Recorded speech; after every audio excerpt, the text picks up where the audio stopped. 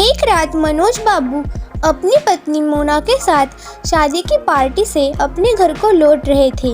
रात ज़्यादा होने की वजह से कोई सवारी गाड़ी नहीं मिल रही थी। मनोज बाबू का घर मुश्किल से 3 किलोमीटर की दूरी पर देहरादून के एक पहाड़ी गांव में था। मुसीबत यह थी कि वह महीना सावन का था और ऊपर से जोरों की बारिश भी हो रही थी और उन्हें अपने घर पहुंचना भी ज़रूरी था। अतः उन दोनों पति पत्नी ने पैदल ही घर जाने का निश्चय किया। मोबाइल के टॉर्च के माध्यम से ही रोशनी में वे दोनों आगे बढ़ने लगे। वे अभी आधी दूर ही गए थे कि जोर से बिजली चमकी और बिजली की रोशनी में एक औरत का साया दिखाई दिया जो ठीक उनके सामने खड़ी थी। इस सुनसान सी सड़क पर रात के अंधेरे में अकेली औरत को देखकर उन्हें डर लगा और मन में तरह तरह के विचार आने लगे कि कहीं ये कोई, खैर जो भी हो देखा जाएगा।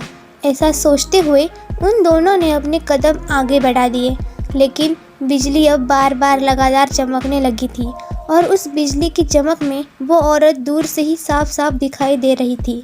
वो औरत उन्हें रुकने का इशारा कर रही थी। उसे देखकर मनोज बाबू की पत्नी की तो हालत खराब हो गई थी, लेकिन मनोज बाबू को अब लगने लगा कि यह औरत शायद किसी मुसीबत में है।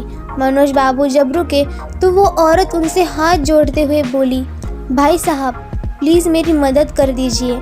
तेज़ बारिश और पहाड़ी ढलान होने की वजह से मेरी गाड़ी का एक्सीडेंट हो गया है। मेरी गाड़ी इस पहाड़ी ढलान से नीचे गिर गई है। उसमें मेरी 1 साल की मासूम बच्ची है। प्लीज़ आप दोनों उसे बचा लीजिए। इतना कहते ही वो औरत आगे आगे चलने लगी और न चाहते हुए भी मनोज बाबू अपनी पत्नी के साथ उस अजनबी औरत के पीछे पीछे चलने लगे।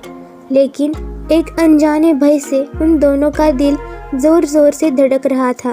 जैसे ही वे दोनों पहाड़ी से नीचे उस गाड़ी के पास गए तो उन्होंने देखा कि गाड़ी में एक प्यारी सी मासूम बच्ची रो रही है। मनोज बाबू ने बच्ची को गाड़ी से निकाला तो पाया कि बच्ची बिल्कुल ठीक है। मनोज बाबू ने उस बच्ची को अपनी पत्नी की गोद में दे दिया। फिर मनोज बाबू को लगा कि ड्राइवर की सीट पर भी कोई है। जब वो आगे जाकर देखे तो उनके होश उड़ गए, क्योंकि ड्राइवर की सीट पर वही औरत खून से लथपथ होकर मरी पड़ी थी।